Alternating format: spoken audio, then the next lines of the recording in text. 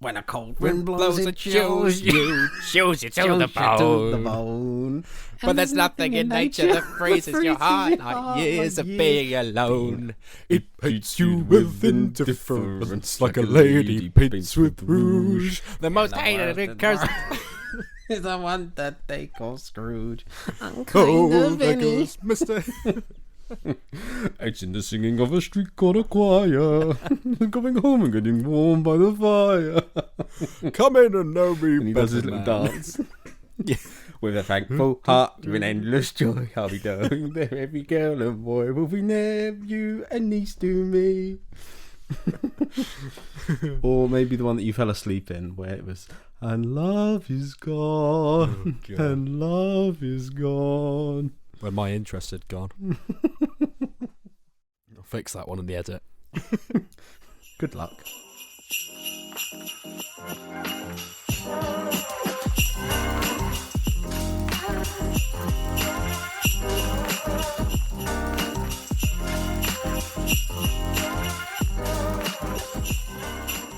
Ho, ho, ho, and welcome to Movie On Up's Christmas special with your hosts, me, Father Christmas. No, Adam Barlow.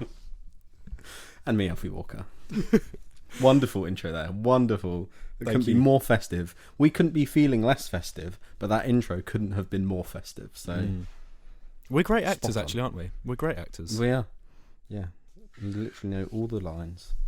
Alfie, you've got a Lego Advent Calendar. How's that been treating you? Yeah, we've both got the Star Wars one. Have you got it? I've got the Lego City one. Ah. What did you get this morning? I got a miniature Razor Quest today. Lovely. I'll show Adam. I'm not very good for a podcast, but I'll show you. I'll describe it, don't worry. He's reaching. It's quite a decent build. It's quite a decent build, actually. He's reached over to his desk and he's pulled out, I would say, a build made of perhaps 12 little pieces, sort of the spare pieces that you get at the end of a build. There's a 1x4 light grey brick making up the body of the ship, and some cone pieces. Any cheese slopes in there? Yeah, we got a translucent cheese slope piece for the cockpit.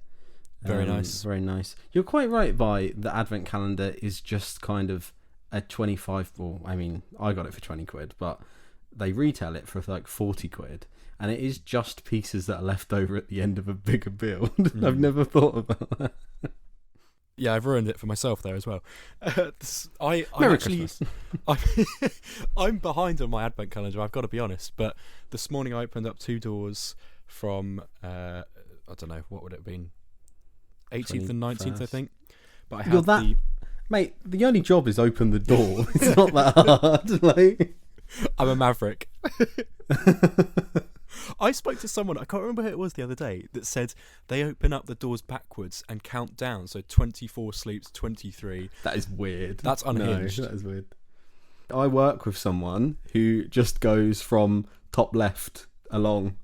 What? And just does it. Doesn't matter about the numbers. They just open like top left and it goes right and then starts back at the left line down under and just go. That is so incorrect. That's not even funny. Yeah. Is unhinged. I got this little sleigh though this morning. Oh, cute! That's a decent build. Yeah, with added reindeer, and I also got, what was the other one? The other thing I got. Oh yeah, just a classic snowman, but a good one actually. They kind of redo it and update. They redo them every year, don't they? Yeah, nice. That is a decent little one. Very cubic for a snowman, but yeah. Enough talk about advent calendars because Christmas Day is almost upon us. We're recording this just 3 days before actual Christmas Day. It's the 22nd. It's a Sunday night, which is an odd time to record for us, actually. Yeah, if you can tell by Adam's slightly dour tone, he has been at work all day on the front lines of retail, and I've just been gallivanting about the shops in my local town. So we are all shopped out and ready for a break, let's be honest. Yeah, absolutely. I mean, I would give anything to be able to gallivant around my store. You can't move for love nor money. And believe me, I've tried both. We are both, unfortunately, working tomorrow and Christmas Eve as well, which is killer. But yeah, I mean, we're living out the Muppet Christmas Carol. Should we start off talking about that? I feel like that's a good way to get into it. So last Saturday now, just over a week ago, Alfie, you and I and your brother Lenny, shout out to Len Dog, went to London. And we went to see The Muppet Christmas Carol, an absolute classic and such a wonderful film. If you don't know, it's got Michael Caine in the central role as Scrooge, an inspired casting choice. How can you listen to this podcast and not know that Michael Caine's in that film? Yeah. Yeah. He is the third presenter on this show. Maybe he'll give us some insight about the film later on. We'll see. We can only hope. Fingers crossed. But Alfie, I think you've been a fan of the Muppets for most of your life. Do you want to just speak about? Yeah, so I am a huge Muppets fan. I just remember watching it with my nan and granddad's, watching the Treasure Island one, watching some of the old films, and then through my own sort of silliness, I've just carried on watching, and then gone back and caught stuff that I never saw. So like the actual Muppet Show when they put that on Disney Plus, watched a load of that and then through me, Lenny is also now loving the Muppets, little brother. Both of us absolutely adore Muppets Christmas Carol, and it is absolutely my number one Christmas film. I would actually say, I was thinking about this, I think it's just one of my favourite films of all time. I think it would be in my top 10 list, which is weird to have a Christmas film on your top 10 list, but what other film do you watch at least once a year? But I mean, I watch that film 4 times a year. It's got to be on my top films of all time. I love it. Yeah, Adam, your history of the Muppets, go on. Sure, I'm only a very casual fan of the Muppets. My favourite Muppet is Yoda. Arguably, yeah. Yeah, I feel like I'm a kindred spirit with Gonzo, as you'll see on the art for this podcast episode. Yeah, I enjoy it. I enjoy the Muppets. Grew up watching a bit of Elmo, and I love their silliness. But the Muppet Christmas Carol is I think actually the only Muppet film I've seen, if I'm honest. But it is wonderful. It's goofy and yet somehow really genuinely sincere at the same time. And I think the best version of that story. I think Charles Dickens got it all wrong. Yeah, and I think they fixed it. Tiny Tim. Kermit fixed it. He really did. Yeah, as Adam was saying, we went to a live orchestrating of the Muppets film. I was at the Even Tim Apollo in Hammersmith. Even Tim, if you know, you know. And we got there. We spent a little bit of the day before we went and saw it, but we spoke about that last episode, so you can listen to that. But we got to the theatre, and our eyes lit up when we saw the Muppet Christmas Carol written on the sort of the white classic cinema boarding with the black letters. We got inside. Adam had to throw his drinks away because he wasn't allowed them in there. And they had a bit of merch. They had a giant Christmas tree in the entrance, and we were excited. It was fun. I'd never been to anything like this before. You, Adam? No, first time. It's one of those events that kind of take place quite frequently, I would say. They often put these films, like they do the Star Wars films, some of the like Pirates of the Caribbean. Yeah, orchestras love doing these kind of cinema experiences, and it's the first one I've been to, and I thought the Muppet Christmas Carol is a brilliant idea. Why not? So I think I sprung it on you in like June or something this year. We're like, you feeling Christmassy, mate? Because I am. So yeah, had it booked in the diary for a while, and I thought it was an absolute joy, a real treat, and I felt properly festive for that one day before I got hit with the overtime shift the next day. So it was a lovely little break from reality, and I really enjoyed it. It was and with great company as well, I must add. Yeah, it was so good. Yeah, it was nice and fun. I think it was a really good one to go in at. Bear in mind, it's only 90-ish minutes long. Because I've never been to one, so I wasn't sure how it would work. But there was a little intermission. We did have a special guest in the audience as well. It was the actor or the actress who played Belle, who sings one of the songs in the film. Michael Caine's love interest from when he was younger, or Scrooge's love interest, sorry. And she was there in the audience, which was quite cute for her, I imagine, seeing all these people applaud her and stuff. And and they played the extended version with her song in as well, which is lovely. For her, I imagine, after it not been in the film for 30 years, and then all of a sudden Disney go, yeah, we go, we'll chuck it in now, and now she's got this major moment in the film. But yeah, it was awesome. It was magical, even from the moment it started, and they played the Disney logo. The orchestra played the music to the classic Disney logo from like the 90s, the blue screen, and like the Disney logo sort of is quite digital and it goes upwards, like.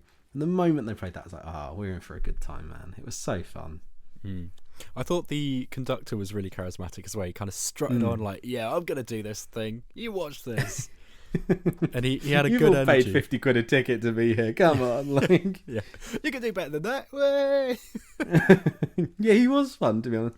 You kind of get an impression sometimes, don't you, with conductors that quite classically maybe a bit of a brash old man or something. But no, he was probably in his 40s. He was like camping it up. He was loving it. It was great. Yeah, totally. And it was the last night as well of the tour. They'd done a few shows over the UK, I think just through December. They'd done a matinee screening that day, and then we went for the 7:00 final showing, which is why we had that special guest. Yeah, I loved it. I would happily go and see a similar thing again. I'm trying to think what films I'd like to see. I'd like to see Lord of the Rings. That's the one that I've always said I'd love to go see. They often do the Lord of the Rings at the Royal Albert Hall, which we walked past when we walked over to Hyde Park. I'd love to see that. I'd love to see a Star Wars, man. Seeing a Star Wars with a live orchestra would be insane. Yeah, something magical about it. And I'm glad this was like my first one seeing, and it is only like whetted my appetite to then go, I want to go see more of these. What an awesome evening out. Yeah. Maybe Harry Potter films would be quite good as well. Yeah, true. But then you don't like them, so maybe Fantastic Beasts films. It'd be me and like 5 others. Yeah, I'm sure the demand is incredibly high. Lovely stuff. But what else have we got coming up on this Christmas bumper episode? Well, we're going to tell you. We've got some games. We've got a sound game that Alfie, you've prepped. Very excited for them as always. I've got the return of the Letterboxd game, which I love prepping because I'm on Letterboxd enough, and I'm like, you know what, let's get some content out of this. We've got a BuzzFeed quiz. Come on. Finishing the gear with one. Yes, as we should. BuzzFeed, again, we're open to doing adverts. Just drop us an email. hello@movitup.com. But we've also got a review of Sonic the Hedgehog 3. I went to see that last night after a busy day at work, and it was a lovely bit of respite, but I'll tell you more about that in just a moment. But we're also going to be talking about our favourite Christmas films and our favourite Christmas memories, perhaps Christmas traditions. Just let you get a peep behind the festive curtain. So I'm very excited. I'm very excited for this episode. So thank you for tuning in, and let's get rolling.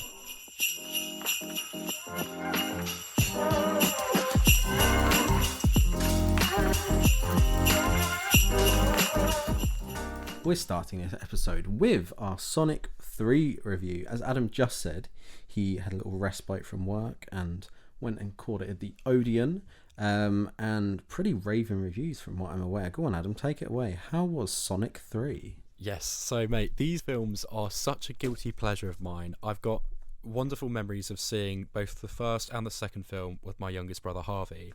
I don't know how it came about because he doesn't often join me for cinema trips, more often than Guy does, but still it kind of takes a special film for him to be willing to pay 15 quid to go and watch it. But for whatever reason, we saw Sonic in the cinema, the first film in 2020, and it was the last film I saw before lockdown. So it was my last cinema trip for about a year and a half, which was really just bizarre. Oh, no, not that long, actually. It was maybe more like, I don't know, 9 months. About a year, wasn't it? Let's go with that, yeah. Somewhere pushing a year, yeah. But still, a very substantial gap, right? So Sonic was like, it kind of by default has this special place in my heart, even though I think the film is fairly bang average. I like it more than most people, but let's just remind ourselves that we had that first trailer back in 2019, I think, and it got pushed. I forgot about this. Yeah, it got pushed for ages, and remember how ugly Sonic was. It was horrible.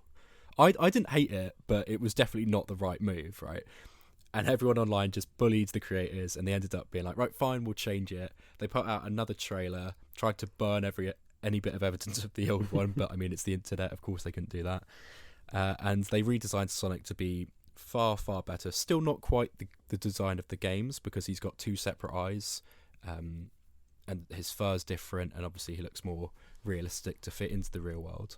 But I think he's got a great design, and they've built on it throughout the 3 films. He's slightly different in this, but again, only if you're really, really like studying If you're a true Sonic fan like Adam Barlow, you'll notice. Yeah.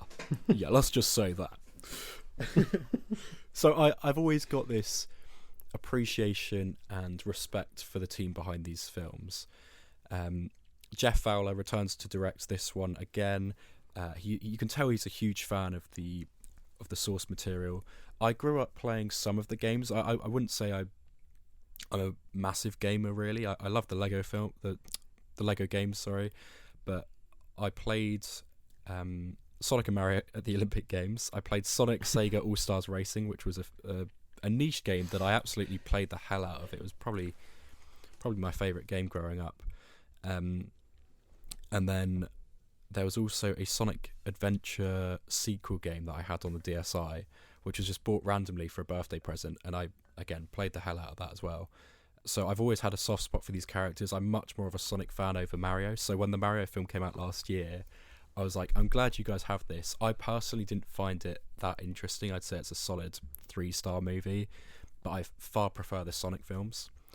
And again, just for a bit of background, these films take the approach that some adaptations do, where it drops the comic character, or the titular character basically gets picked up and dropped into the real world.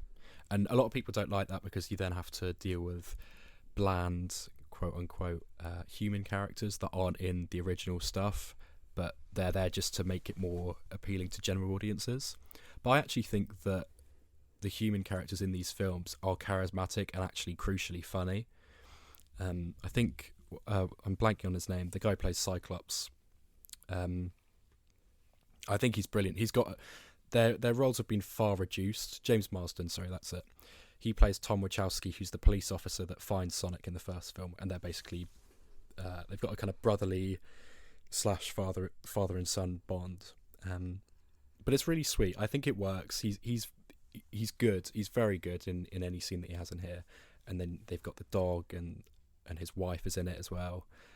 It's lovely. I think they've got a great time to shine in this film that I won't spoil, but they get involved in the plot towards the third act. Anyway, Sonic the Hedgehog 3, 2 years after the sequel, in the post-credit scene, it's teased that Shadow the Hedgehog is waking up. He's been in hibernation. He's in this kind of Star Wars-esque tube where he's just floating kind of on ice. He's been unconscious for 50 years, just reliving these horrible memories of this accident that happened. It's giving Winter Soldier vibes. It is. It really is. It has darker themes than the previous 2 movies. You've got Keanu Reeves voicing Shadow, which I think is absolutely perfect. I mean, this is on top of Idris Elba being brought in for the second film as Knuckles. He returns here. Every single line he has gets a laugh. I really thought he's brilliant in this movie. So you've got Idris Elba, Keanu Reeves, Jim Carrey, of course, playing Dr. Robotnik, who said he'd retired like 2 or 3 years ago, and he'd only come back if there was a great script, which was Sonic the Hedgehog 2. And these films are keeping him so youthful. I don't know how old he is, but he must be in his 70s, right? He's an absolute... Yeah, he's got to be pushing that, yeah. He's an unstoppable force in these films. And in this movie, he's also playing Dr. Eggman's grandfather as well. So he's got a dual role on screen at the same time. And it's so damn funny. He is on the same level as he was in The Grinch. He is absolutely on another level. It is so inspiring and excellent. Again, everything he does, every look, every bit of intonation, every movement is hilarious. It really does make the film. And I think if you go into it with a cynical mind, if nothing else, you will love Jim Carrey in these films. And he absolutely, I don't want to say carries because I love everything around him as well. But if you're not a fan of Sonic and you're like, okay, fine, I'll give it a go, Jim Carrey will win you over. I can guarantee that. Ben Schwartz voices Sonic. He's a great comedian. I love his stand-up stuff. He's got a sort of 3-episode series on Netflix that I remember watching in lockdown, and I fell in love with him. I think he's absolutely brilliant. He's got this excellent natural charm, and he's very quick-witted, and that carries over to his voice acting. I think he's been a standout in all 3 films. I think most people might recognise his voice from the Parks and Recreation meme where it's like, don't be suspicious, that thing. He plays Jean-Ralphio in Parks and Recreation, and he's an absolute scene stealer. But I think he does a great job, totally encapsulates that Sonic kind of brash, cocky, but likeable personality. I think he does a brilliant job there. And then you've also got voicing Tails, who I believe is a sort of carryover from some of the video games. Let me just check her name, if it's here. Colleen. Oh, she's got a really Irish last name. Hang on, Colleen O'Shaughnessy, something like that. I've totally butchered that, but she voices Tails. So you've got a great voice cast, a brilliant live action cast as well. Adam Pally also in there. Who else? Shamar Moore, Tika Sumpter, Kristen Ritter, and Lee Majdoub as well plays Agent Stone, who started out with a very small role in the first film, but he's the sidekick to Dr. Eggman or Dr. Robotnik, and he just brings him like coffees made with Austrian steamed goat milk and stuff, and it's just it started out as literally just a pun about a bit, yeah, about the silliness. But honestly, I don't know if have you seen any of these films? I should have asked. I've seen the first one. Yeah. Okay, yeah. So you might recognise them, but honestly, the way they evolve his character and his relationship with Dr. Robotnik is absolutely so funny to me. It's brilliant. Like, there were moments last night when I was watching the film where I was breathless from laughing so much, and it catches you off guard with how silly and how adult it's willing to go. Yeah. I think the Sonic films, particularly the sequels, can boast the fact that it's willing to be self-referential, break the fourth wall, and have a lot of fun with its concepts. There's so many adult jokes in this. Like, the whole concept between Dr. Robotnik and Agent Stone is that they're clearly like in an unrequited love scenario. So like the Agent Stone is infatuated and cares so deeply for Dr. Robotnik, but he's so analytical, he just doesn't give a shit, and it's so funny. If you can't tell, I'm buzzing. When I saw this film, I kind of had put it on the back burner because I was like, right, I've got my top 10 of the year locked in. I kind of know what films I've loved. And then I went to see this. Not only was I impressed with it, not only did I enjoy it, the audience was clapping, cheering, whooping at the end of it. The post-credit scenes, again, they tease the fact that some new characters are going to come in the next film, which has already been greenlit and is in the works. Two characters that I do know, and a third character, I guess, which it's just confirming that someone else has made it out of this film and into the next one, basically. I absolutely love this. I thought it's got the energy of a superhero film in the way that it's got crowd-pleasing moments, brilliant imagery, like CGI's, exactly what it needs to be. It's not as lifelike as Paddington, of course it isn't, but it's, at no point was I taken out of the film. I'm like, well, they're not really there. I'm kind of like, yeah, sure, Sonic's there, why not? It's really funny. It's got a great, probably the best emotional core of any of the films, thanks to Keanu Reeves' performance and Shadow's story. If you don't know, obviously the lore changes between games, but Shadow basically has a best friend when he's younger, when he first arrives on Earth, that dies due to some hazy circumstances that the film, withheld.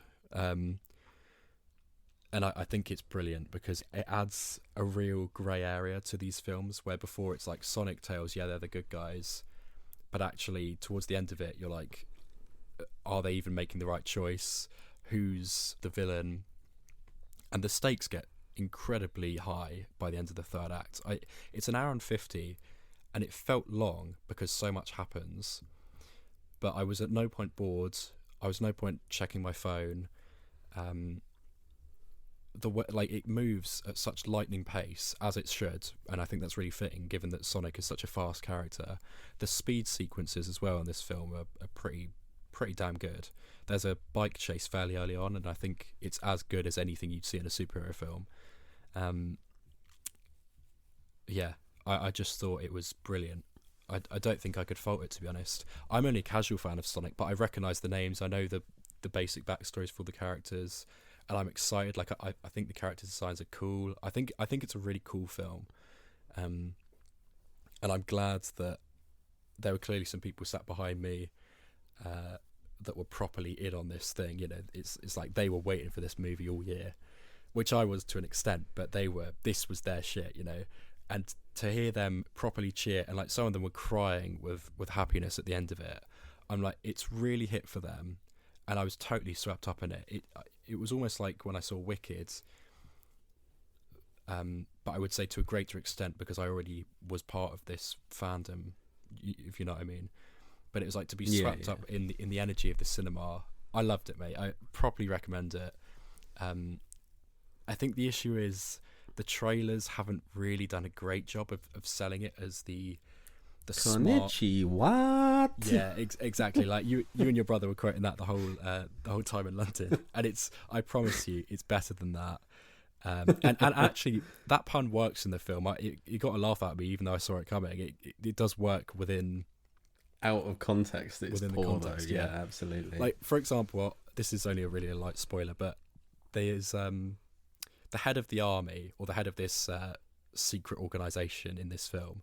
He's been in the last film as well, but he's played by this fairly prestigious actor, and he played totally straight as well. Like he comes in and he's talking to these animated creatures. He's like, Sonic, we need you to be drafted in to do this mission. Like, and it's like, okay.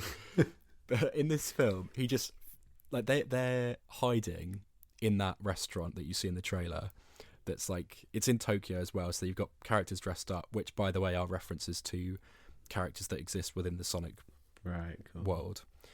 I think they're called Chow. I think it's a Chow garden that they go to, but those little creatures guard the Master Emerald. But anyway, I won't bore you with the details. Casual Sonic fan here, don't worry, guys. yeah, I'm just a casual Sonic fan. Telling us the lore. But man, it's really hard to stay focused. It's such a zippy film with so many bizarre sequences, but it really does work. And this secret agent guy just appears, like sort of walks into frame in just randomly. He's in this Chow Garden, which is like a children's restaurant, and like it's bizarre. And in the trailer, you're like, why is he there? And in the film, it's just played for laughs. It's like, yeah, he's got absolutely no reason for being here. It's like, why? But it's funny because it's like a jump scare when he shows up, and it's like, what the hell? But it leans into the campiness of it, and it knows what it knows what it is. But at the same time, there's so many references for fans to pick up on, from the music to the imagery to the characters, to the action to the plot. You know, there's so much to enjoy if you're a Sonic fan. And I think it's a really damn good family film because, again, Jim Carrey brings the laughs, all the voice acting spot on across the board, a pretty stacked cast, let's be honest. Yeah, absolutely loved it. I would thoroughly recommend it. If you're a casual fan of Sonic, go in, have a great time. If you're not, maybe this will get you into it. I think there's plenty to enjoy, no matter your relation to the character. Something I just want to pick up on before we move on, which I think is crazy, is that this film has just knocked one of your top 10 films of the year off your list. That's how good it is. So that will be great to see in next episode when we do our top 10 films of the year. But no, that aside, like, that's cool that you've gone and seen a film on the 21st of December or whatever, and has slipped into your top 10, which is pretty impressive. Yeah. I loved it, mate. Properly enjoyed it.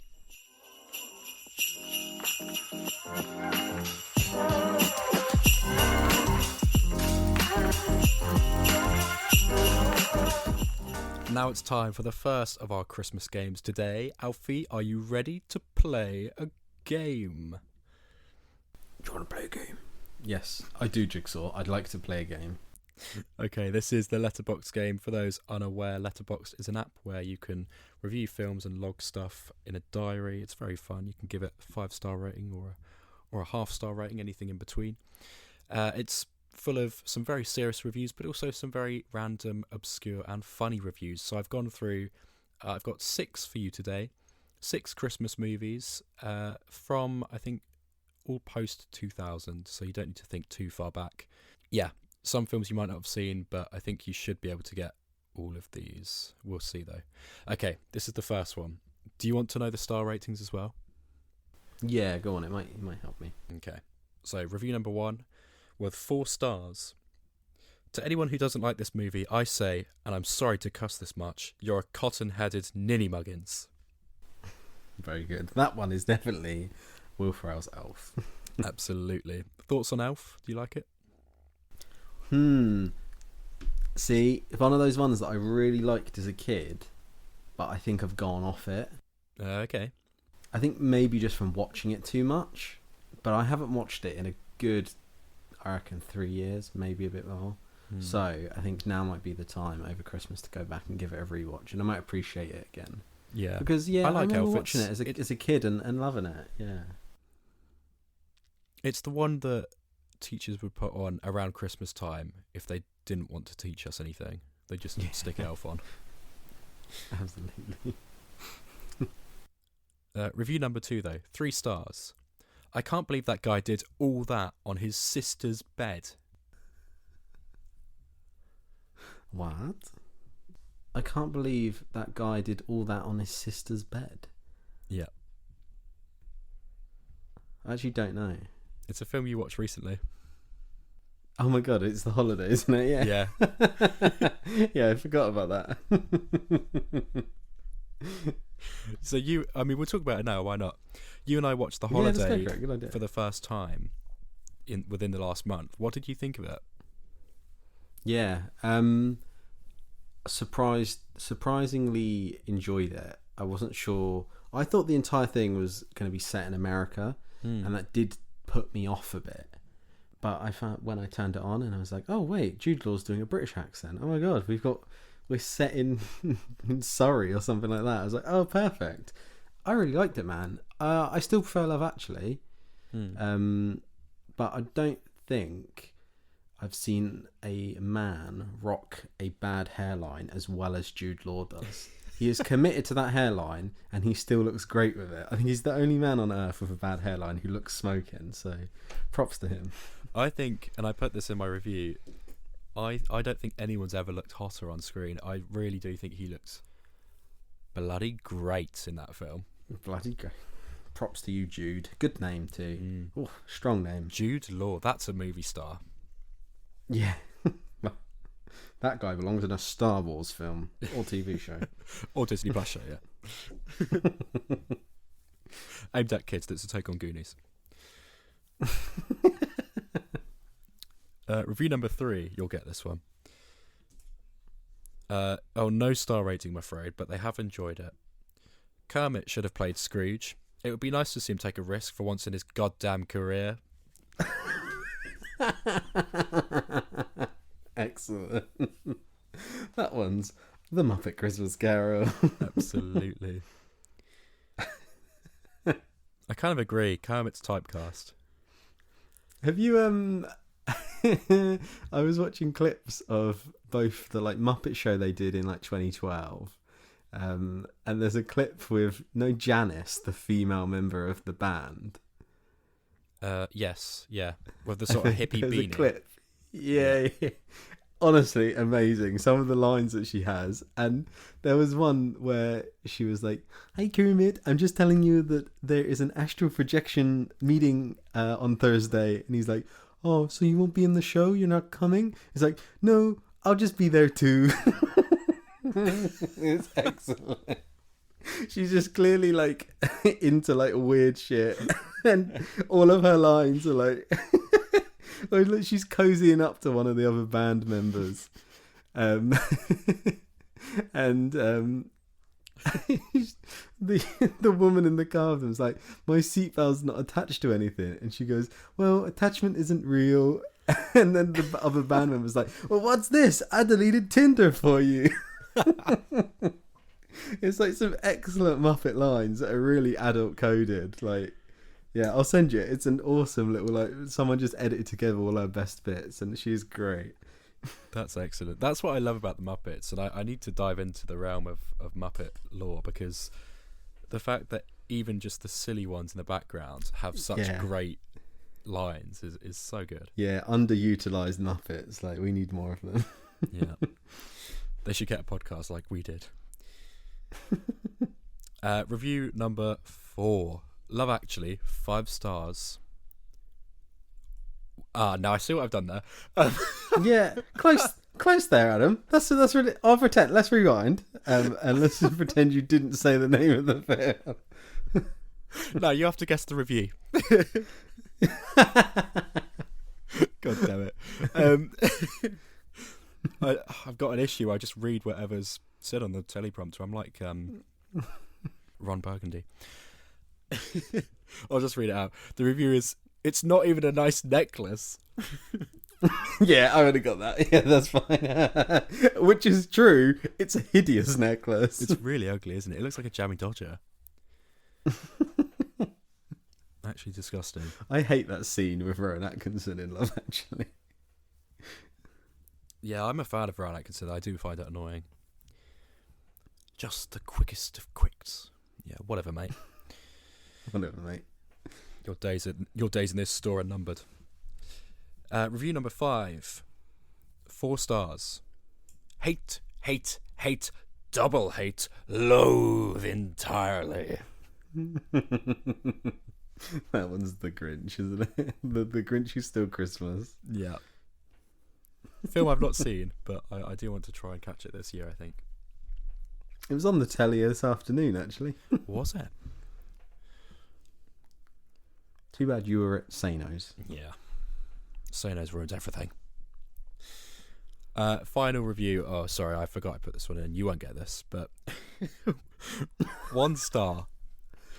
That man's cancer diagnosis was written in Comic Sans. Oh, what the hell? What kind of Christmas film is that? It's Hot Frosty. This new one. Yeah. On Netflix. Apparently it's absolute trash. Love it. My mum will watch... I'll give it a watch. Yeah. My mum will watch any old Hallmark Christmas film, and she started watching it and had to turn it off. She thought it was that bad. That bad? That's killer, man. My God. Apparently the continuity in the background of the shots is terrible, and it's like every level of filmmaking, it's poor, apparently. Wow. Yeah. Pretty damning there. Mm. Well, that's all the Letterboxd reviews I had for today. I think you got, what, 4 out of 6? Let's do that. Let's say that. Yeah, 4 out of 6 there, I think. And, I mean, one of them, you ruined. Yeah. So. One of them, you cocked up, you idiot. You absolute waste of space. You can't even prep a game for a podcast. No, We've been doing this a year now, mate. Come on, sort yourself out. Pull yourself together, you are Elastigirl. Bring it back around to the films. Bring it back around. The Incredibles, great Christmas film. Great Christmas film. Is it worth speaking about some of the Christmas films that we've been watching? Because we just touched on The Holiday, so... Yes, let's do that. Apart from Muppet Christmas Carol and The Holiday, what was the other film I saw recently? Oh, yes, That Christmas. Did I talk about this last week? I don't think I did. No. The new one, it's based on books by Richard Curtis. And yeah, it's a fun, familiar, but cutesy Christmas film, animated. It came out on Netflix in the last sort of couple of weeks, I think. And yeah, I thought it was fine. My mum caught bits of it and she liked it. She said, "Oh my God, Adam, this might be my favourite Christmas film of all time." I said, "Okay, All right. Not really high praise though, is Bit it? dramatic, Mum. Yeah. Why are you so melodramatic about Christmas films, Mum? This is a direct address to you, by the way. I'll play this to you when this podcast goes out. Why are you the way you choose to be? But yeah, it's kind of all I can say about it, really. It was fairly forgettable.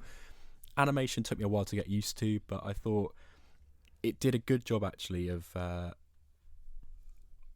accurately representing the traditional British Christmas time. Like, everyone's got a regional accent, but actually it also is quite diverse, and everyone feels like characters or people you've met in real life, and that part I did actually quite appreciate. How about you? What have you... What's wrong with the animation? Sorry, why did it take you a while to get used to? I don't know what it was. It was it felt quite doughy. I think all the characters' designs looked like they're a bit melted. You know, I can't really describe it. There's some films you watch and it just doesn't quite click with you. I think some people have this issue with Illumination. Absolutely. I think Illumination's fine for the most part, but I just thought they looked a bit unattractive for... That feels like a weird thing to say because they are child characters. That's not what I meant at all, but yeah, do you know what I mean? That they didn't look very... No, I do. I absolutely very appealing to watch, if that makes sense. You just don't jam with the style of animation, potentially. Just something's a little bit off-putting for you. Yeah, I see. Yeah. That.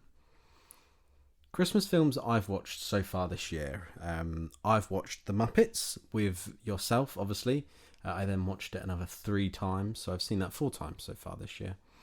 I watched Die Hard, classic Christmas film. Did you watch that for the first time recently, or you still haven't seen it? No, I saw it a few years ago. I've seen Die Hard 1 and 2. I love Die Hard. I think it's weird that I've not really watched it because I really did have a good time with it. What surprised me about it was quite how much it escalates. It really just keeps getting more and more. Yeah. It was actually stressful to watch. Yeah. It's so outlandish. But yeah, it's a great film. And it is Christmassy. It's definitely a Christmas film. Definitely a Christmas film. I also caught... what else did I watch? I watched The Holiday for the first time. We briefly spoke about that a moment ago. But yeah, did you like it overall? Where people often pin Love Actually and The Holiday together. So what's your opinion there? Which one do you prefer still? If we're doing it like a boxing match between those two, I actually would say that despite Hugh Grant not being in it and Rowan Atkinson not being in it, I think The Holiday is a better film. I think it's more heartwarming. I don't know if it's more Christmassy. I mean, it's definitely set at Christmas time and there's snow, right? So I'm like, what more do you want? But I did find The Holiday to be more of a wintry movie than Christmassy overtly. I guess Love Actually's got the sort of 3-year head start on The Holiday, and it's got a better cast, bigger cast. I don't know. I think going forward, I would actually say if someone tested me on it, I'd probably say I prefer The Holiday. Wow, pretty major news there, man. I just wasn't a big fan of Jack Black in it. I think he was a bit cringy, and that's kind of just his brand of humour, isn't it? And I just don't maybe jar with that. But I get why people love it, and I did like it. Jude Law was amazing. The others were good in it. I do still prefer Love Actually, but I think, like you said, that's maybe just because of nostalgia and Britishness almost. I think Love Actually. But don't get me wrong, Holiday was excellent. Love Actually gets worse each year, though. That's the other thing. Yes, that's very true. That's a really what a great well, it really does. Every year you like sort of cringe a bit more, or sort of gets less, suck your teeth a bit more. It gets less PC. There's not one healthy relationship in that film. Maybe the father and the son, maybe Liam Neeson, but other than that, I think there's a bit where I think Liam Neeson, doesn't he say... I can't really say it on air, actually, but it's a slur for a disabled person. And I think he says that in there somewhere. And I was like, whoa, where did that come from? Goodness me. Yeah. No, about, though, Jack Black and The Holiday, I do I do kind of get you, actually. He definitely just been typecast. I mean, he's been typecast since School of Rock, really, hasn't he? But I thought he was actually acting in that film. You know, like he felt like someone that wasn't just Jack Black, although he still was, if that makes sense. But he felt more restrained and like he wanted to do a more serious role, and I think he does a decent job at it. I liked the fact that he was such a film nerd and a nerd of music. I can't think why. But yeah, you're right. He is the weaker part of that leading four, but still. Yeah. And then I also watched The Nightmare Before Christmas. Watched that the other day. You haven't seen that one, right? Not in full, I don't think. But hang on a minute, I'm going to pull you up on that. It's not a Christmas film. From what I know about it, it's a Halloween film through and through. I know. No, it is No, I will not have this slander. No, mate, it is absolutely a Christmas film it's more than not. a Halloween what film. What are you talking about? Have you seen it? I've seen enough of it to know. Yeah, I get that. No, because you're probably missing all the Christmas bits. No, That's I know why. he kidnaps Santa, and I know it's like, what's this? What's this? There's magic in the air, and all that rubbish. No, it's spooky and it's horrible to watch. It's terrifying. What, and you're telling me? Okay, so the Muppet Christmas Carol, because that's spooky. That's also not a Christmas film. I'd also pull you up on that. The Muppet Christmas Carol isn't spooky. Muppet Christmas Carol is terrifying. What are you talking about? It's a horror film. Love Actually is a horror film now. Yeah, literally. Alan Rickman. I saw a tweet saying you should watch Love Actually, and then when you're really pissed off, then go straight onto Die Hard so you can see Alan Rickman get thrown out a window.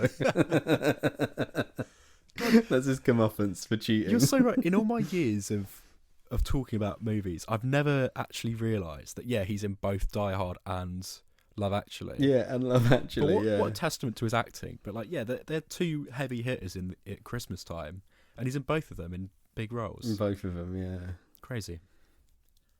Did you ever get round to watching Miracle on 34? Did you want to watch that? Did you not get round to seeing it this year? No, it wasn't that, but that's another film I've not seen. No, what was the one? It's a Wonderful Life. Yes, yeah, that one. I'll tell you what, I'm saving it really for Christmas Eve. Okay, nice. So, podcasters, if you're listening to this on Christmas Eve, just know that Adam's probably watching that at home right now, and he'll give us thoughts on the next episode of this film that's 80 years old. If I lock it in now, I'll say, guys, I'm going to have seen that film before next episode. Now I have to see it. That's a promise. Yeah, contractually, I have to see it now.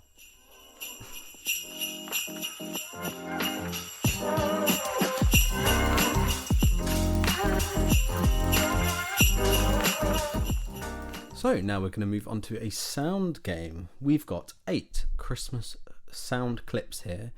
We've got a bit of music. We've got a bit of dialogue. A couple of little funny clips. We've got 8 of them, and you've got to guess what is the Christmas film, Adam. Are you ready? I think so. As ready as I'll ever be. Go for it. Right, sound number 1. Tell him, Mr. Yes. Come on. Let's do it now. If you please, Mr. Scrooge, it's gotten colder.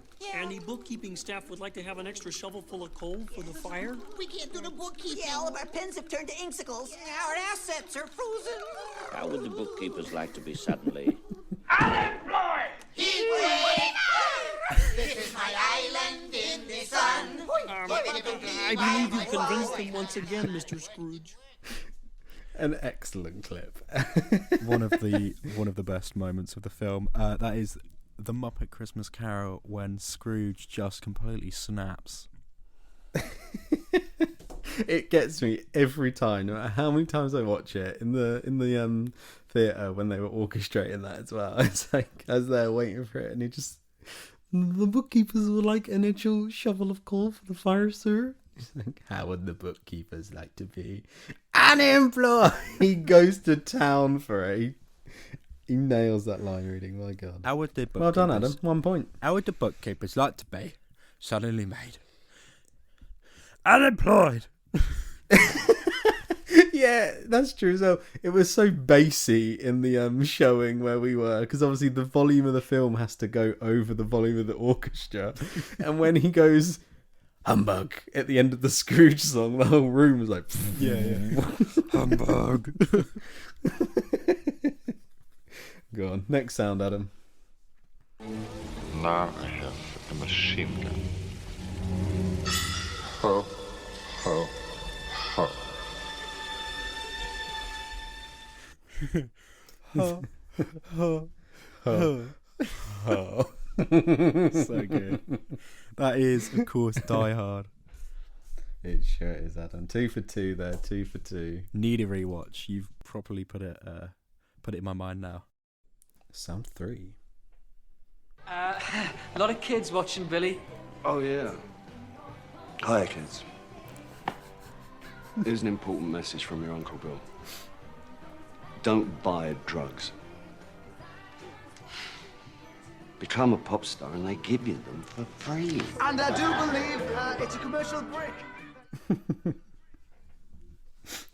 I love that Ant and Decker in that film as well. That's Love Actually. They have such a great role in that. And I do believe that that's all we got time for. It's the bit where he goes, and I believe you got a gift for us, Billy. And he goes, yes, I do, Ant or Deck. Yes. Yeah.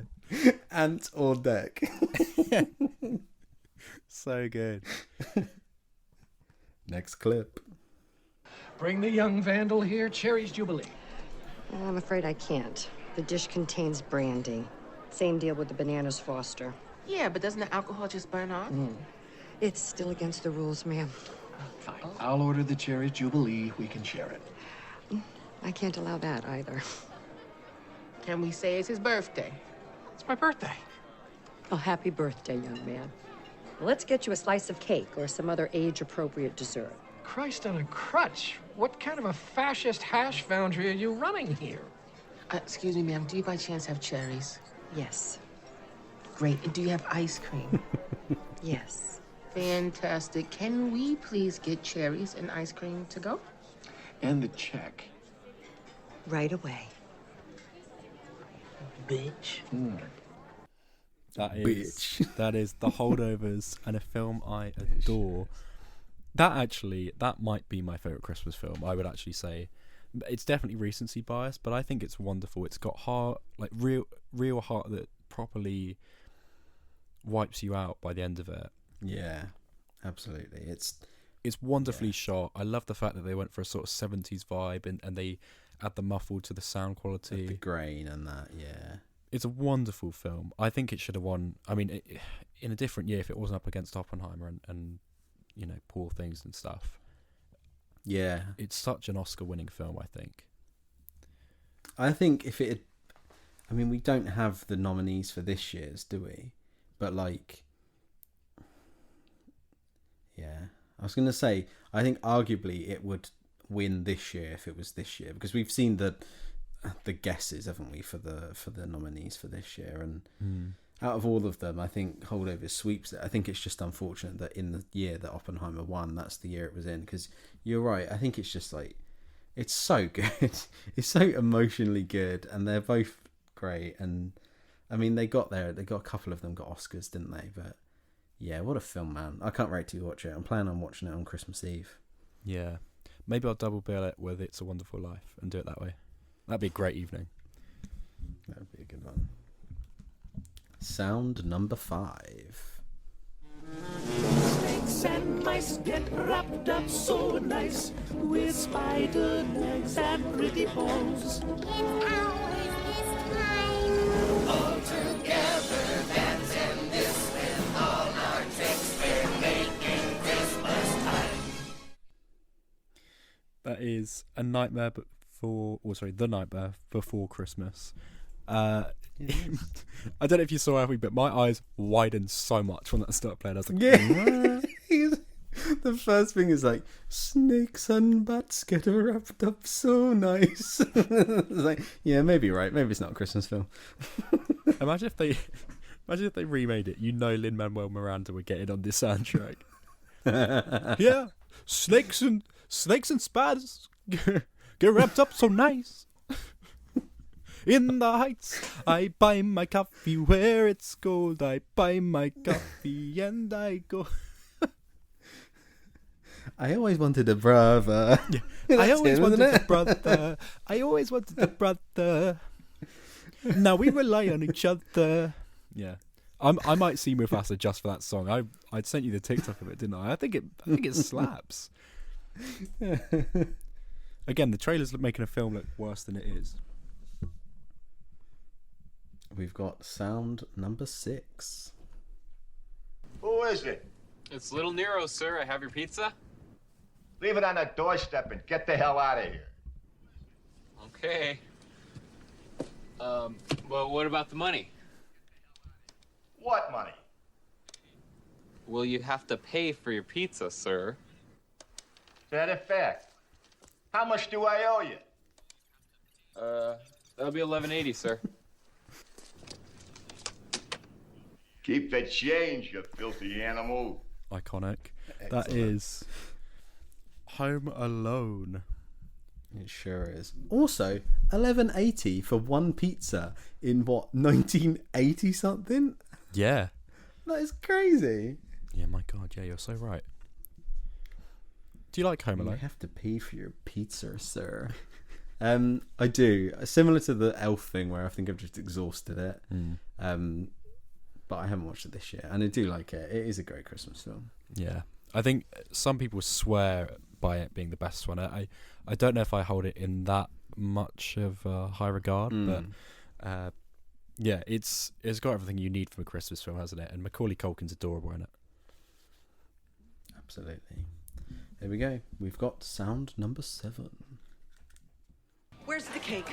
It's just defrosting, Ma. It's fine. Why don't you let him help you? It's like all he fucking does. It'd be great. What was that? What was that? Like that was a shot, or? Well, he is helping me. Back off. Is that a shot? Well, what? Yeah, I'm the guy that does food. You're the guy that what? You start 100 different businesses and have zero follow. Carmen, I need you to check the Branzino. I feel like that was a shot, Carmen. I'm saying this is why I didn't want to come home. This is why. Oh, fuck you. What the fuck? What? What? Would you say that? Why would you say you don't want to come back? Whatever. Okay. Whatever. Whatever. Okay. We're very happy you're home, Carmen. We're all very fucking proud of you. We all really fucking love you. I'm not a fucking baby, okay? Stop being a fucking pussy and say the words. Stop being a pussy. Just say the fucking words. Carmen, come on. Just say the words. Just say it. I love you. Mate, what a saucy pick.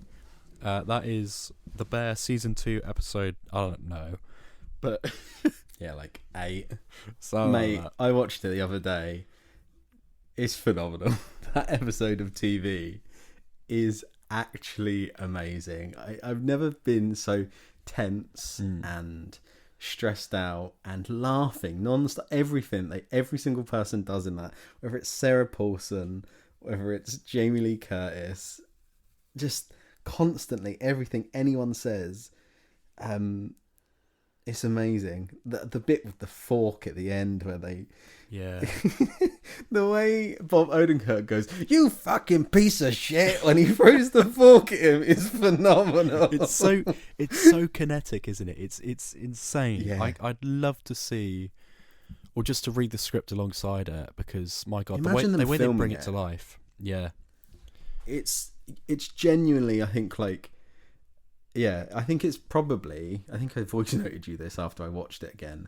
I think it's maybe one of my favourite episodes of TV ever. Like, I think it's just flawless from the get-go. They're stood outside smoking, and it's like, right, where is this episode going? Because I think the previous episode's quite big, and then all of a sudden you're like taken aback, and it's like, oh my God, what's going on now? Where are we? Why are we here? And it says like 281 days before service. It's like right, this is a flashback. Yeah. And then it just keeps going and going and going and going. Yeah, man, it's amazing, an amazing hour of TV. Yeah, and I think more accurate to what Christmas Day's like than any of the other Christmas films I've seen. One sound left. Let's go for it. This is clip number 8. Christmas carolers. I hate Christmas carolers. Screechy boys, little blue sniffers. I warned you, Brad.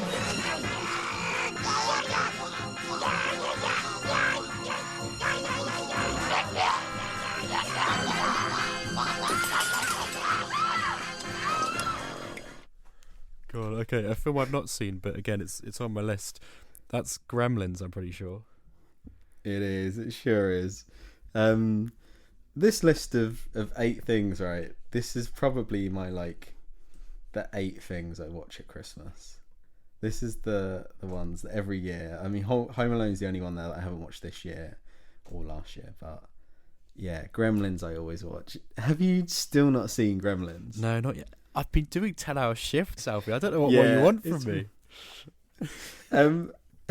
Do you know what happens in that scene? No. You just listen to. I know. I know it, nothing. mate, I'm going in completely blind. I just know that if you pour water on them or something. Well, you can tell by the beginning of that scene that obviously, the Gremlins are dressed up as carol singers, and they knock on this woman's door, and she opens it, and they're like, nah, nah, nah, nah. But then the next half of that scene is so famous, and I cannot wait for you to watch it and then come back to me and go, oh, what the fuck? Oh, I can't wait. I think it's gonna be so different to other Christmas films as well. I only literally, when I was looking up iconic Christmas films, only then did I realise that The Gremlins is a Christmas movie. Do people not watch it at Halloween as well? No, it is Christmas. It is full on. Christmas is crucial to the plot. It's set around Christmas. Yeah, there's a death that happened on Christmas that's important to the plot. Right. Yeah, it's a full Christmas film. It's not Halloween at all. It's just got these little Jim Henson-esque terrorising creatures in, and yeah, they're amazing. Okay. 10 for 10 there, man. You did well. Right. And you didn't give any of them away like I did. Yeah. I'm impressed you got Gremlins. That was the only one I thought you might not get. But I think you can guess by their screeching. You're quite right. But yeah, 10 for 10 there, man. Well done.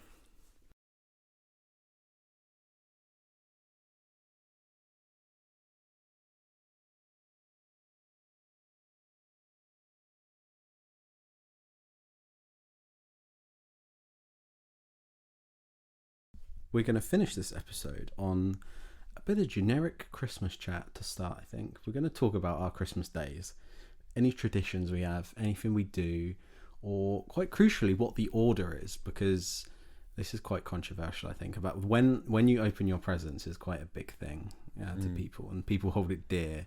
So go on, get us started, Adam. Yeah, so we still do Santa's stockings because Santa's real and he still comes to our house through our non-existent chimney. But yeah, we start off with that. Then there's sort of a 4-hour grace period before family arrive. They turn up around 1, maybe midday. They'll put their presents under the tree. We'll have Christmas dinner for lunch, sort of 2 o'clock-ish. That'll go on for, anywhere between 2 to 4 hours, really. We'll miss the King's speech as always, although we're like, oh, that would have been nice to watch. Then we do family presents, and then dessert is kind of whenever anyone feels like it. And it'll be mince pies. There's always an array. There'll be a gâteau on the table. Whatever anyone wants, really. It's an absolute free-for-all. And then everyone will be asleep on the sofa, and the day will be dead and gone by 6 p.m. Well, what I'm quite shocked at here is that my day's actually identical. Oh, is it? Oh, brilliant. Yeah, pretty much. We wake up nice and early. We've still got Lenny. He is 14 this year, so I imagine it will be more like 8 a.m. rather than 6 a.m. like it used to be. But yeah, we wake up, we do our Christmas stockings downstairs. And then the only difference there is we do then go over to under the tree, where that's where my parents would have put their presents for each other, and some presents from grandparents. That's where they'll be. And then we do those presents. And then, there's a nice big lull there where about for 4 hours, 5 hours, everyone's just building Lego, playing with toys, or in your case, I guess, editing podcasts last year. Well, Mum's cooking Christmas dinner. She gets the Baileys out. Sorry, on that editing, for those that don't know, I don't know if I ever mentioned it, but I edited the most part of our first ever episode on Christmas Day, but not in the morning. I edited it between starter and the main, and then between main and dessert. I actually punctuated Christmas dinner with editing the podcast. It's so funny. That's commitment to this podcast, ladies and gents. My God. I think it was just like we were excited to get it out. I think was the concept, wasn't it? We were like, "Oh, I'd love to get an episode out for Christmas," and you were like, "Yeah, okay, I'll just edit it on Christmas Day." But yeah, then similar to you, lunch around 2, and then we usually get a visit from some family and stuff. And you're right, it's a weird day, isn't it? Because there's such a hype around it and such a fanfare, and it is kind of all over by about 6 p.m. because everyone's fucking knackered. Yeah. It's a weird day, but I'm looking forward to it, man. I'm excited. Have you bought yourself a Lego for Christmas, or do you know you're getting a Lego for Christmas? Well, I've sort of orchestrated a present, really. Grand plan. Yes. I always look at the Lego selection in my retail store, because I'm not insane. I want to keep my ear to the ground and know what's coming in and what's going out. But I caught wind that there was a Lego Alpine Lodge, which is last year's Winter Village set, on shelves, and it was 90 quid, which is full retail price. The other day it went down to 72. It was a promotion, a kind of discount type thing. On top of the fact I've got 20% for this Christmas period for the 5 days before Christmas, I was like, you know what, I'm going to get it. And I rang my mum saying, "Can you drop me down?" It was like the end of my shift, but I didn't have my wallet with me. She was like, "Don't worry, I'll buy it, and it can be your Christmas present or part of whatever we get you." So, long story short, I've got that. Nice. You proper orchestrated that. Yeah. "Oh, please, mother, can you come bring my wallet down? I'd love this one." No, it was, Mummy, I've seen a really good Lego set that's at a really good price. On the shelf. Yeah. It was too high up and I couldn't reach it, but I'd really like it. Oh no, great. You'll enjoy building that, man. It'll be good. Because you bought the other Christmas one when we were in London, didn't you? The other week, on the beginning of December. Yeah, what's it called? Santa's Post Office, I think. Yeah, super novel set. It looks like a lot of fun. Perfect. I bought myself Rivendell, Lego Rivendell on Black Friday. I've got that to build. And then I also got gifted the Lego Piranha Plant. So I'm going to build that on Christmas Eve. And then I also got myself the Lego Jaws set. I bought that yesterday. Lovely. So I've got a Christmas of building ahead of me, man. Got Rivendell, bit of Mario, Jaws set. I'm excited. I'm excited for what's to come. Oh, mate, that sounds great. Oh, I hope you have a wonderful Christmas. But we're not wrapping up just yet because we almost forgot about the BuzzFeed quiz. It wouldn't be a Moving Up episode without a BuzzFeed quiz. Yeah. What the hell?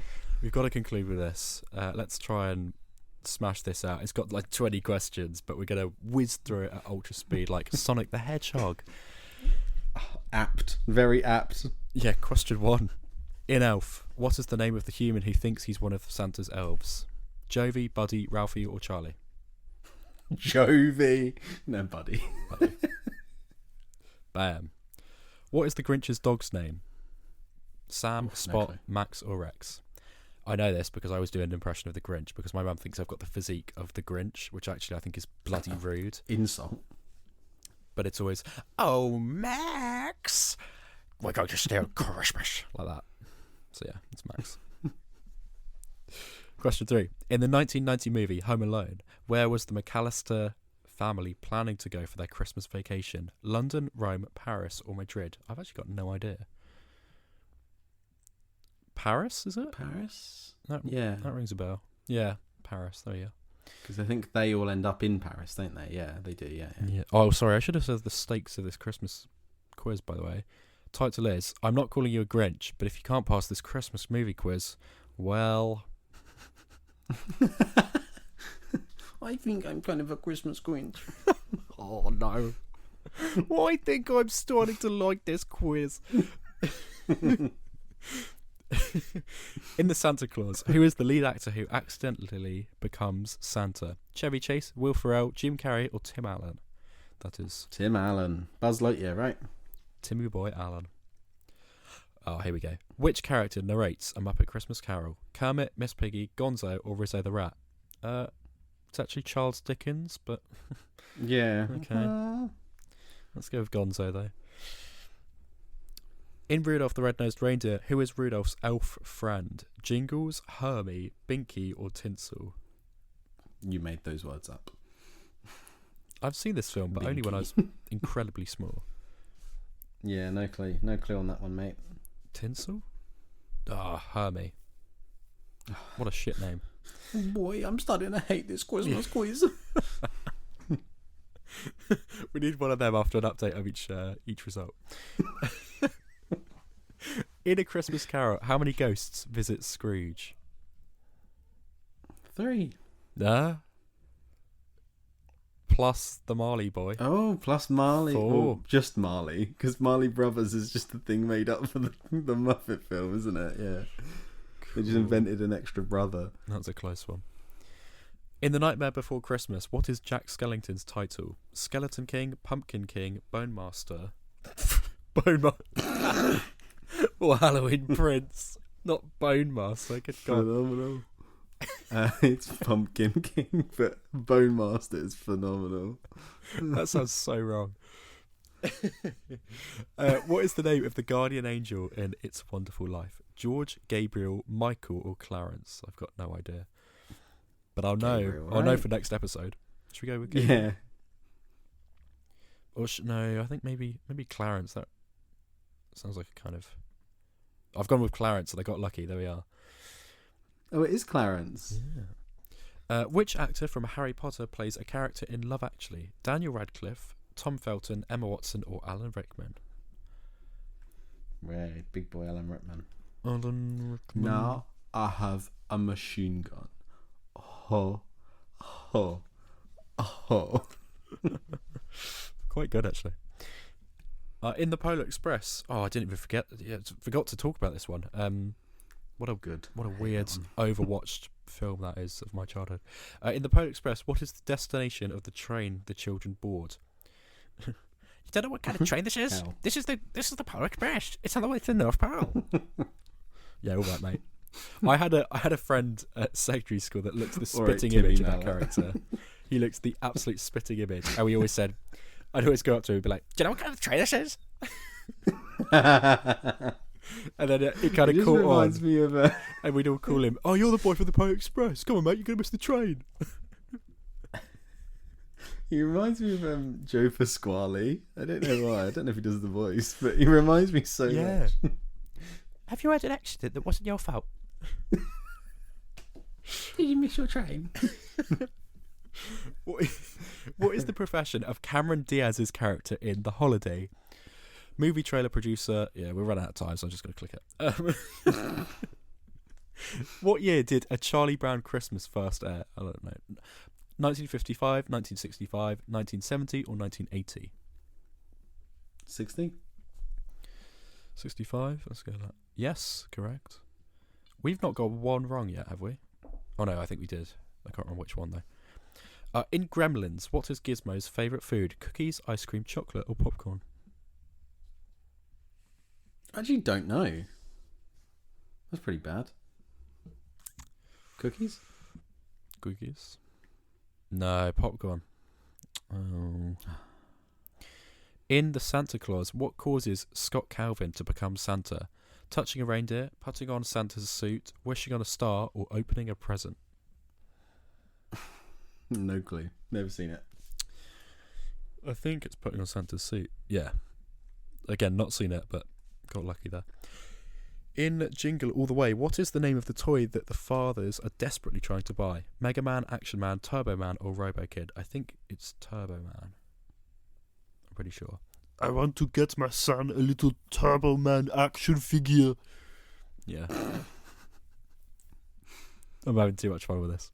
In Die Hard, what gift is John McClane trying to deliver? A teddy bear, a toy car, a necklace, or a book? Yeah, and that giant teddy bear. Yes, it is. We're doing quite well. In National Lampoon's Christmas Vacation, what animal causes chaos in the house? A squirrel, a rabbit, a mouse, or a stray K? Never seen it. Or a stray cat, is that meant to be? Yeah, I'm not sure. A rabbit? Good work. Or a squirrel? Maybe a squirrel, let's go with that. Yes, squirrel. What is the name of the building in Die Hard? That is the Nakatomi Plaza. The other options here: Oscorp Tower, Luther Corp, or Stark Tower. Just the 3 Marvel towers, good. Now that's a film I'd like to see. Which Christmas movie features the song White Christmas, the highest selling single of all time? Miracle on 34th Street, Holiday Inn, Christmas in Connecticut, or Meet Me in St. Louis? I've got no idea. 34th Street, right? 34th Street, let's go. Oh, Holiday Inn.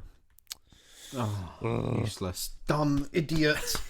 Stupid fat hobbitses. In Home Alone 2, who helps Kevin while he's in New York? I thought it was going to be Donald Trump, but it's not. Donald Trump, yeah, same. It's the pigeon lady, a taxi driver, the hotel manager, or Santa Claus. But it's the pigeon lady, isn't it? Yeah, it's Piers Morgan, isn't it? It's the Piers pigeon Morgan. lady. Piers Morgan. Oh no, isn't it Stephen Fry? Oh no, it is Piers Morgan, I think you're right. Who plays the titular character in Carol? I don't know. Kate Blanchett, Nicole Kidman, Helen Mirren, or Rooney Mara? I've not seen this film. Helen Mirren? Oh, Kate Blanchett. Oh, final question. In Love Actually, which actress plays the role of Karen, Harry's wife? I don't know what the characters' names are. Keira Knightley, Kate Winslet, Emma Thompson, or Helena Bonham Carter? It's got to be Keira Knightley, right? Because the other one's... Yeah, let's go with that. Oh, for fuck... No, Emma Thompson. I don't know what the characters are called. I can name them. No, I don't. That's a pretty bad film if you don't know their names. There's just too many characters, isn't there? Yeah, I lose track of it. It's too complicated. We got 18 out of 23. That's pretty good, to be fair. They said we've scored better than 85% of all other quiz takers, so not too bad. That's pretty good, man. The little BuzzFeed feedback says, "Are you Santa?" with like 8 question marks. No, seriously, are you? With another 4. Because I'm convinced only the Holly Jolly Man himself could do this good on this quiz. You are a certified Christmas person, and I just know this is your favourite time of the year. God, BuzzFeed, my God. Oh dear. There we are. That brings us to the end of our Christmas special. This has been a lot of fun. I've really enjoyed playing the games and talk about Sonic 3 and other cracking Christmas movies. It's been good. I've enjoyed it. Thank you, Adam. It's always a pleasure and never a chore. Always lovely to speak to you. If you'd like to email in to speak to us, you can do that by emailing in hello@movieonup.com. Please send us your favourite Christmas films. What are your favourite Christmas films? Or maybe your favourite Christmas song. Go on, what's your favourite Christmas song, Adam? Quick.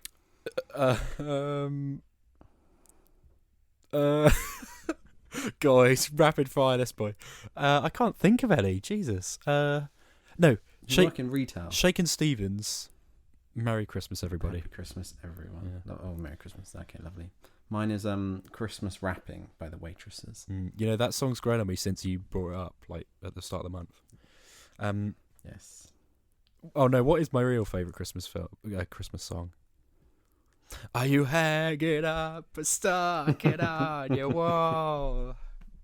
Are you hanging up a stocking on your wall? Adam showed me that video in a McDonald's in London.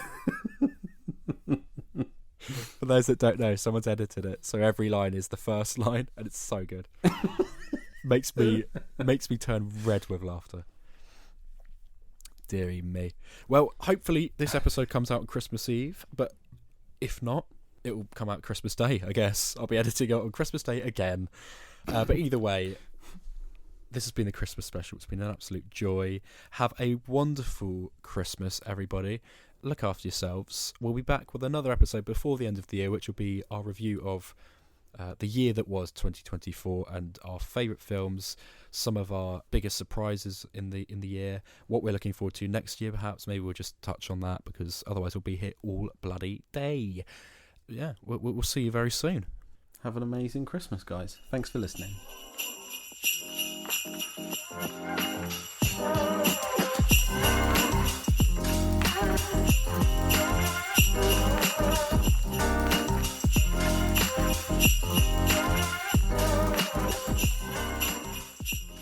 Hello, Adam, Alfie. It's me, Michael Caine. I'm ready to perform the whole Muppet Christmas Carol in a cappella on my own. Oh, wait a minute. Where is this one? Oh, bloody hell. Have I missed it again? I'll tell you what I've done. I've only got to open up the advent calendars in the wrong order, haven't I? Oh, Master Bruce. Some men just want to watch the world burn.